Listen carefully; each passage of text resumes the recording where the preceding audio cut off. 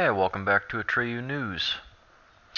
The left bully agenda is exposed for what it is. And we've seen their idea of tolerance during the primaries, haven't we?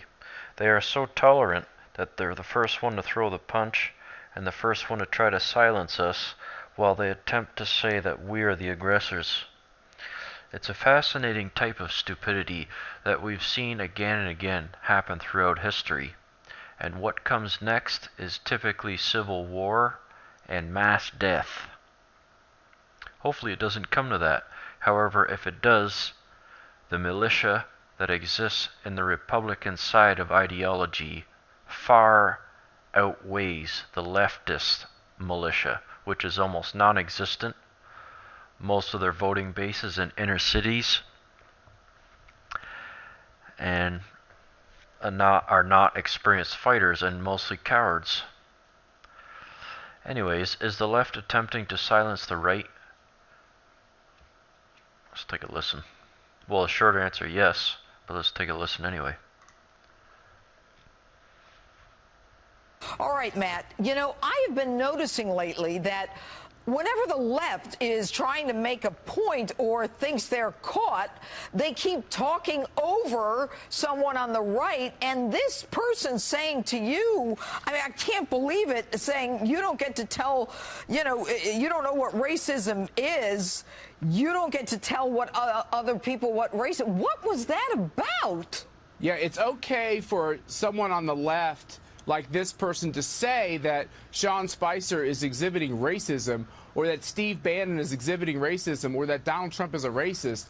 That's fine for them to say. And then when I try to defend those people who I know and who are my friends and who I know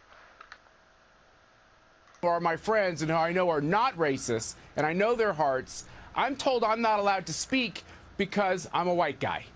It just gets so absurd. How are we going to have real discussions in this country if you can't talk because you come from a certain gender or race or class? It's absurd.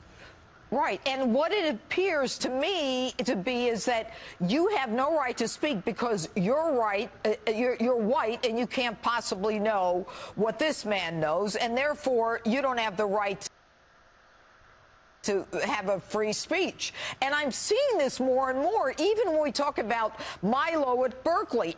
If you're on the right, irrespective of the race issue, you don't have the right to speak. And we, the left liberals who have this, understanding of everyone and want to include everyone, want to shut down anyone who is on the right. It's crazy. It is crazy. And what Milo experienced at Berkeley and what all these conservatives who go to college campuses, basically riots sometimes occur because people on campus seem to be so upset about the idea that someone would want to talk about free markets and the Constitution and your right to live your life as an individual. These are really radical ideas, Judge. And I think one thing that's happened in the last year is, we've all talked about what we all experienced being Trump supporters over the course of this election. And I think one thing happened with me is I'm not going to cower anymore on these issues. I used to avoid them because I felt like maybe I didn't have standing. Guess what? I'm not going to let them quiet me because they can't go out there and smear good people with these most horrible of terms and just terrible castigations.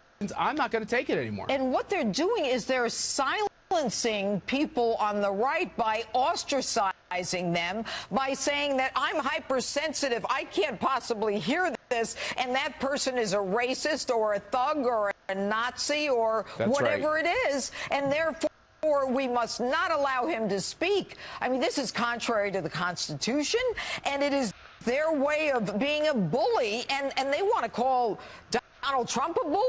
Maybe he's got the right idea. Maybe you have to fight back and push back. Well, I think that's what he's taught us is that, I don't always think you have to fight hard on everything, but on these really central foundational questions about what's in our heart and what's our intention, conservatives have to do a much more aggressive job of pushing back. Don't let them quiet you. Don't let them chill you. If you're a college kid on campus, don't let that administration shut you down or that college professor. In this case, it was a college professor trying to shut me down. And guess what? I'm not going to send my kids into those classrooms. I don't think it's doing our country any good. And just So, you know, Matt, I was on a campus, and these kids are afraid to admit that they That's have right. right-wing thoughts or that they support Trump. Anyway, Matt Schlapp, good to talk to you. Thanks for sharing that with us tonight. And so true it is that the left has actually become, like a true liberal would never say the things that they have, but the leftists have hijacked the Democratic Party approximately 50 years ago to push an anti-Western, anti-white agenda. And let's cut the shit here. The only reason Trump won, well, there's a few different reasons, but Trump's biggest voting base was white people. I mean, let's just cut the shit and look at it. You have approximately 36% Hispanics that voted for Trump, around 14% blacks voted for Trump, and around 66 to 67%, judging on what I've seen of white people, voted for Trump. So realistically, the only margin that Trump actually won was the white population. So, as we witness the collapse of the Western civilization, I still don't think it's come to that, but as we witness the attempt on it, we start to see that although I would wish, actually I'll say it like this, I wouldn't even care if whites would live on, as long as I knew that Western civilization would live on. Realistically though, without the white population being the majority, the odds of the Western civilization living on dwindles down to almost zero. For these people come from third world shitholes. They don't actually have a constitution, nor would they abide by it. They don't even know what freedom is. They get free welfare from the party that they're going to vote for. So it's completely dangerous. And the people that push the massive migration into Western countries have completely set us up for a civil war. Michelle Malkin has a much more fitting name for sanctuary cities. Michelle Malkin prefers the term outlaw cities. I don't call them sanctuary cities, they are outlaw cities. And so true it is. For their criminals, why is it that a large population, or a large percentage of the United States, stands up for criminals that skip the line and absorb welfare?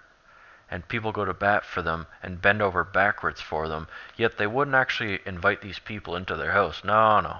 They just send them into the inner cities and into places they don't actually live. So yeah, I like that, outlaw cities. Drinking milk is racist and a symbol of white privilege to liberals now. It never ends, the psychosis of these demons. Milk is now considered to be a symbol of white privilege, according to the liberal lunatics and social justice warriors. Their reason for this will blow your mind, and no, they're not joking. Media analysis Mark Dice has the story. They are out of their damn minds. Let's take a look.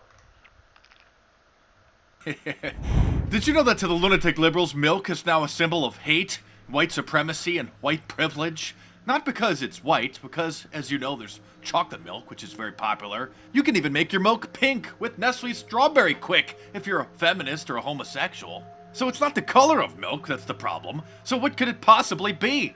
Well, thankfully, the newspaper over at California State University Long Beach, the D49er, published this article by a moronic millennial titled Milk, the New Symbol of Hate. At first I thought this was a parody, making fun of the social justice psychos who think that everything's racist from Halloween costumes to the American flag. But upon further research, I'm sorry to report that this student is in fact serious. Samantha Diaz, the staff writer, starts off the article saying, when you think of milk, what first comes to mind? If you're a millennial, you probably think of Strong Bones, Got Milk commercials, or maybe eating your own favorite cereal while watching cartoons on a Saturday morning. What about racism or white nationalism? If you're having trouble finding the connection between these institutions and milk, you're not alone. Well, thank goodness. You, along with the rest of the nation, have been so accustomed to hearing the benefits of milk that you probably didn't even realize the subtle racism hidden in our health facts. No, I didn't. I'm sorry. Please tell us.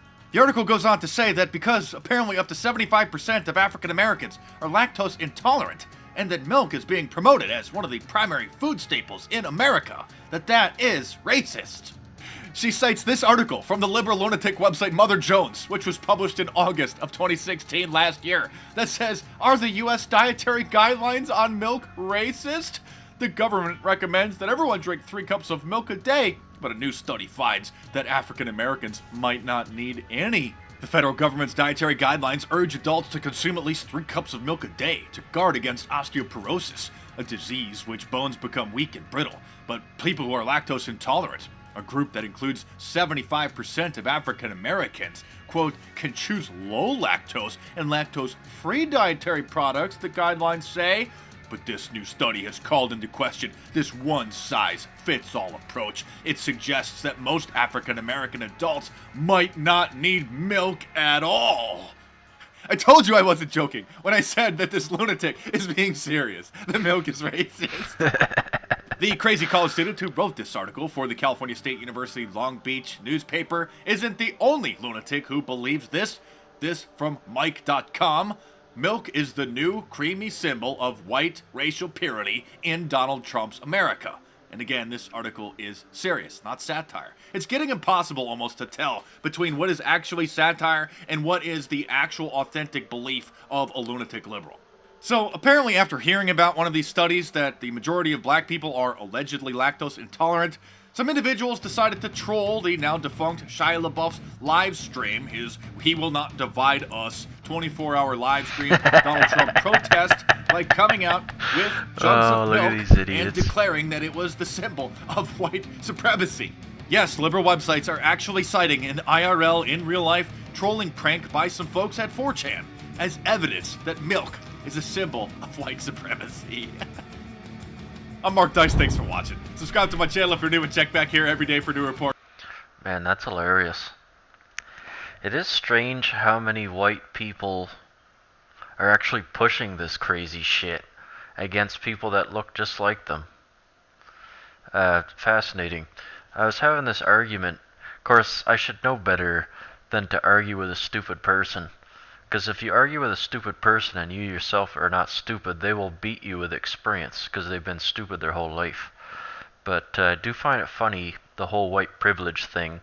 I actually had a guy storm off the other day when I brought up the fact that if white privilege really exists the way he said it did, then why is it that Rachel Dolezal, who was the leader of the NAACP, was posing as a black person even though genetically she's completely white, Caucasian, whatever. Her parents are white. And then her parents came out and said that she was white, and then she got kicked out of the NAACP. And then you have another guy named Sean King, who is one of the leaders of Black Lives Matter, another white person posing as someone black. Now, why would they do that if white privilege exists? If the color of my skin gives me such a privilege, then why would white people pretend to be black if it existed? The answer is because actually black people have more privilege than whites on average in this day and age. And that is the fact.